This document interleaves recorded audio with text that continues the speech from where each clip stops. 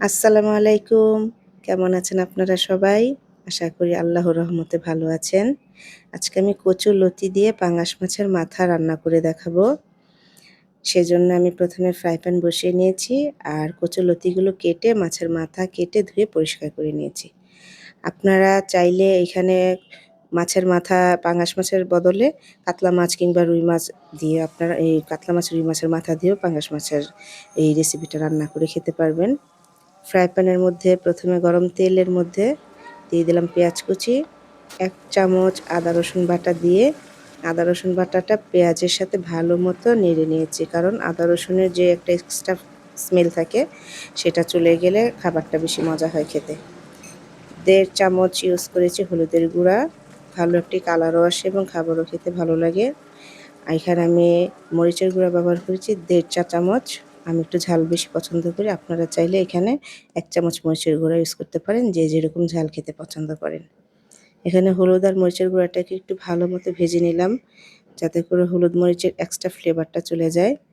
তারপরে দিয়ে দিলাম 1 চামচ ধনিয়ার গুঁড়া এবং 1 চামচ লবণ, আর তারপরে এখানে দিলাম হাফ গ্লাস পরিমাণ পানি। মশলাটাকে কষানোর জন্য যতটুকু পানি দেওয়ার পরিমাণ অতটুকুই দিয়ে দিয়েছি। দিয়ে ভালো মতো মশলাটাকে বেশ কিছু সময় নিয়ে কষিয়ে নিলাম, কারণ মশলা যত সময় ধরে কষানো হয় তরকারি খেতে ততটাই টেস্ট হয়।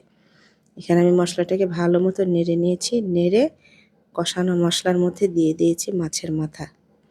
মাছের মাথাগুলো দিয়ে আমি বেশ কিছুক্ষণ সময় ধরে মাছটাকে নেড়ে তারপরে ঢেকে দিব, কারণ মশলাটা এবং মাছটা যতটা ভালো মতো কষানো হবে এবং সিদ্ধ হবে তরকারিটা খেতে ততটাই ভালো লাগবে। এখানে আমি বাকি হাফ গ্লাস পরিমাণ পানি দিয়ে ঢাকনা দিয়ে ঢেকে দিয়েছি 10 থেকে 15 মিনিটের জন্য। তারপর আবার ঢাকনাটাকে তুলে নিলাম। তুলে এই যে দেখেন আমার মাছগুলো একদম সিদ্ধ হয়ে গেছে। মাছগুলোকে ভালো মতো আমি এখানে ভেঙে নিয়েছি, কারণ মাছ যদি আস্তে আস্তে থাকে তাহলে এই খাবারটা খেতে ভালো লাগবে না। মাছগুলোকে ভেঙে ভেঙে দিলে তখন লতির সাথে মিশে গেলে সেই মাছের রেসিপিটা আপনাদের কাছে খেতে ভালো লাগবে। আমি এখানে পাঙ্গাস মাছটা ইউজ করেছি, কারণ পাঙ্গাস মাছের মধ্যে প্রচুর পরিমাণে তেল থাকে। এই তেল থাকার কারণে লতির সাথে পাঙ্গাস মাছের এই কম্বিনেশনটা খুবই ভালো আসে।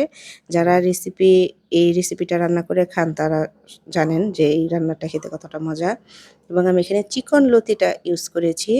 যেই মোটা লতি, কচুর লতির মধ্যে যে মোটা লতিটা থাকে সেটা খেতে এতটা ভালো লাগে না, এবং আরেকটা লতি আছে একটু কালচে ধরনের, সেটা খেতেও ভালো লাগে না।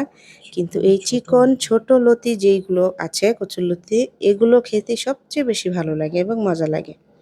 এখানে আমি কচুর লতি এবং মাছের মাথাটাকে ভালো মতো নেড়ে একসাথে মিশিয়ে নিয়ে তারপর এখানে আমি কাঁচামরিচ দিয়েছি, আস্ত কাঁচামরিচ মাঝখান দিয়ে কেটে দিয়ে দিয়েছি।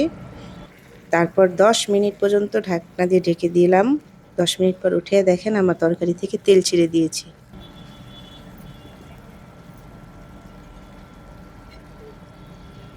নিয়েছিলাম আমি। আলহামদুলিল্লাহ আমার তরকারিটা খুব সুন্দর কালার এসেছে এবং কি যে সুন্দর একটা ফ্লেভার আসতেছে তরকারিটা থেকে।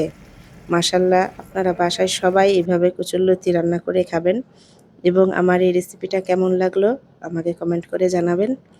ভালো লাগলে আমার চ্যানেলটি অবশ্যই সাবস্ক্রাইব করে দিবেন ও বেল আইকনটি বাজিয়ে দিবেন। দেখেন তরকারিটা কত সুন্দর লাগছে দেখতে। খেতে খুব মজা হয়েছিল, খুব অসাধারণ হয়েছিল আলহামদুলিল্লাহ। ভালো লাগলে একটা লাইক দিবেন। আল্লাহ হাফেজ।